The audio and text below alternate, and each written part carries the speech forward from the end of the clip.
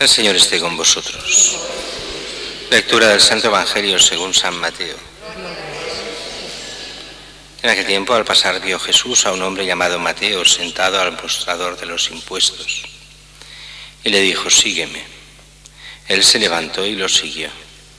Y estando en la casa, sentado a la mesa, muchos publicanos y pecadores que habían acudido, se sentaban con Jesús y sus discípulos. Los fariseos, al verlo, preguntaron a los discípulos: ¿cómo es que vuestro maestro come con publicanos y pecadores? Jesús lo oyó y dijo: no tienen necesidad de médico los sanos, sino los enfermos. Andad y aprended lo que significa misericordia quiero y no sacrificio, que no he venido a llamar a los justos, sino a los pecadores. Palabra del Señor.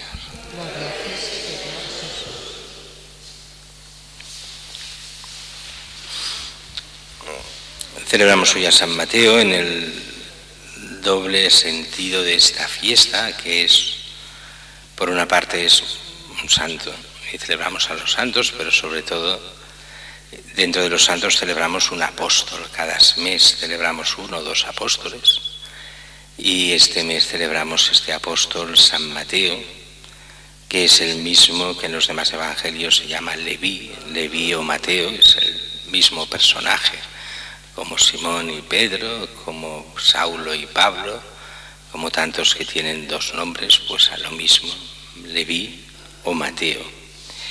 Y este es un caso especial porque es un pecador público. Los cobradores de impuestos, no aquellos que cobraban los impuestos para el templo, estos no, pero los otros, por el hecho de que el impuesto iba para los romanos, se consideraban traidores a la patria, y por eso pecadores públicos, porque lo que hacían era, pues eso, recoger para los romanos, que eran los centralistas, los que eran extranjeros que dominaban el país. Así que, por esto, pecadores públicos. Para Jesús eso es una tontería como una catedral. Y aquí hay uno de los grandes problemas del Evangelio, no del Evangelio en sí, sino de los fariseos con Jesús y de parte del pueblo. El pueblo estaba convencido de que el Mesías tenía que salvar al pueblo de los romanos. Y resulta que Jesús, que es el Mesías de verdad, no ha venido a salvar al pueblo de los romanos, sino a salvar de algo que es muchísimo más importante que los romanos, que es el pecado y la muerte. Por eso lo que salva es la renuncia al pecado y la auténtica fe. Y eso nos lleva a la vida eterna. Y Jesús ha venido a pagar por nosotros los pecados, por nuestros pecados, pagar Él y abrirnos estas puertas a la vida eterna. Decimos que por una parte es un apóstol, y como tal recordamos que la Iglesia es apostólica, fundamentada en una sola fe, en un solo bautismo, en un solo Señor. Lo veíamos en la primera lectura de hoy. Y la Iglesia que ha de estar en la unidad de la misma predicación y de la misma fe. Si no, pierde sentido la Iglesia. Por eso el cristiano y los sacerdotes y obispos, en primer lugar, hemos de estar en la fe de la Iglesia, no en otra.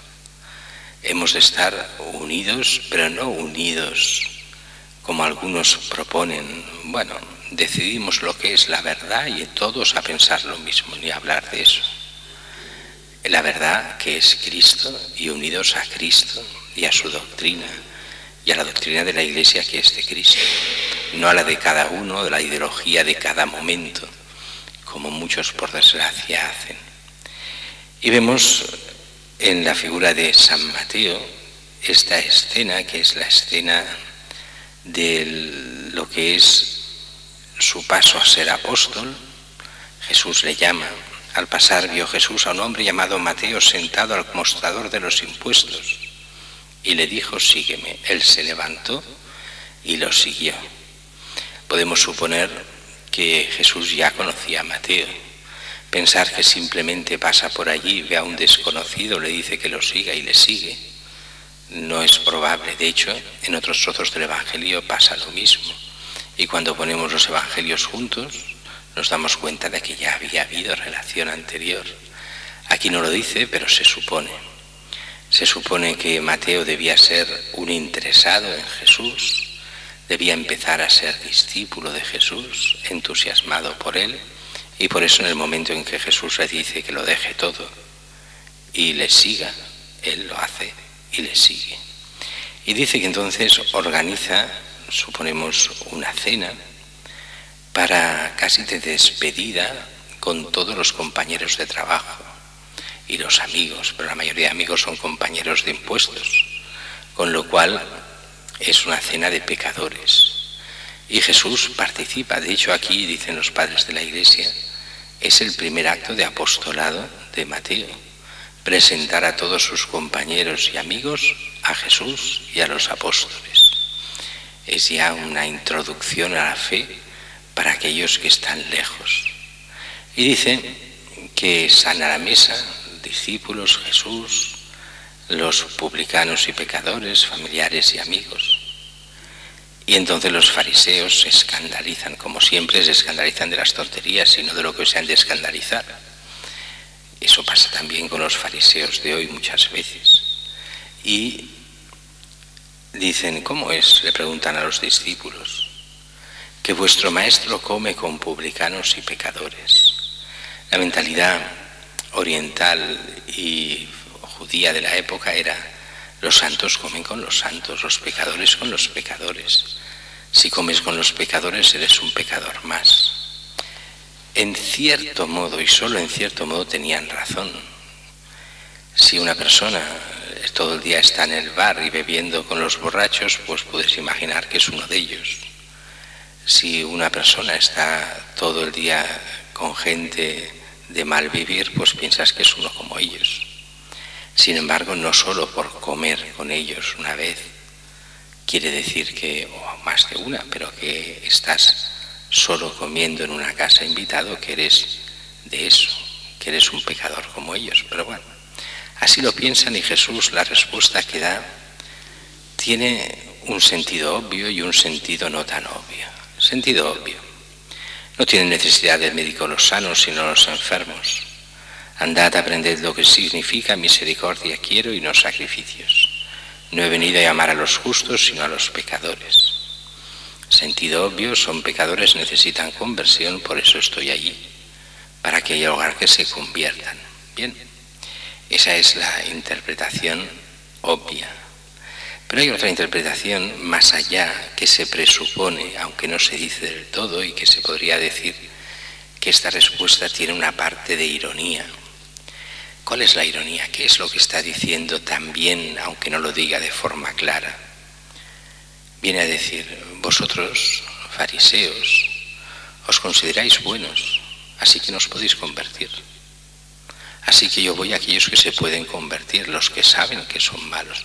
Esto es muy curioso, porque la gente que hace el mal y lo sabe, se puede convertir fácilmente.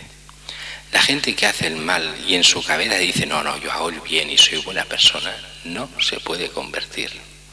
¿Qué es lo que les pasa a muchísima gente? Yo soy bueno, ¿cómo yo voy a hacer el mal? Yo soy gente buena. Infierno asegurado. Y es lo que les pasa a los fariseos. Se consideran los buenos, pues ellos sí son buenos, Jesús es el malo.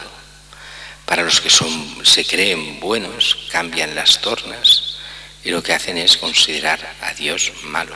Esto se ve en muchísimos artículos de muchísima gente.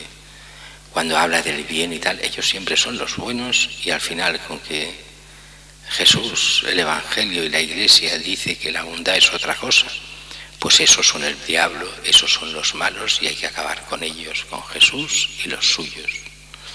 De alguna forma es aquella mentalidad. Lo que pasa es que aquí, por la buena fe de fondo o la buena voluntad de fondo de Pablo, pues Dios le concede la conversión, y por el don inestimable de Dios. Pero Pablo iba así, él era el bueno, y antes de la conversión, y los cristianos son los malos. ¿Y por qué son los malos? Pues porque no siguen la doctrina estricta del Antiguo Testamento. Así que a por ellos. Y Jesús será aquel que se le aparecerá y le dirá: Saulo, Saulo, ¿por qué me persigues? El otro queda: ¿cómo que te persigo? Si en el fondo dice: yo no te he perseguido nunca, yo soy Jesús a quien persigues. Si no te he perseguido nunca, yo he perseguido solo a los cristianos. Y el que hiciese cualquier cosa a uno de estos pequeños míos, nos dice el Evangelio, me lo hace a mí. Todo lo que se hace a los cristianos se hace a Cristo, sea uno consciente o no. Por eso los fariseos no pueden convertirse. Por eso Jesús no puede ir a aquellos que se creen buenos, no porque lo sean de verdad, sino porque no hay posibilidad de conversión. Y Jesús lo decía muchas veces: muchos de estos que se creían buenos era pura fachada, por detrás eran de lo peor, hacían lo que hiciera falta, por dinero, por lo que sea, por hacer carrera, por cualquier cosa. Decían una cosa y hacían otra. Pero qué difícil es que estos se conviertan, porque la hipocresía hace, no imposible, porque no hay nada imposible para Dios, pero muy difícil la conversión. Y por desgracia estamos en un mundo de muchísima hipocresía. Los cristianos nos sabemos pecadores en conversión. Incluso los más santos eran los que más sabían considerarse pecadores, porque se daban cuenta de la distancia infinita entre Dios y el hombre, por lo cual, por más que nos acerquemos a Él, siempre estamos lejos. Por más que crezcamos en la santidad, no llegamos a aquello que Dios querría para cada uno de nosotros. Y por eso los cristianos, los grandes santos, se sabían pecadores ante los ojos de Dios. Y uno decía: pero si es un santazo. Pero era consciente del pecado y de las limitaciones del hombre. Los que se creen buenos son aquellos que no son conscientes de nada, que no saben ver realmente la voluntad de Dios para nada, y que por eso es imposible muchas veces el perdón de Dios, porque son incapaces de reconocerse pecadores ante Él.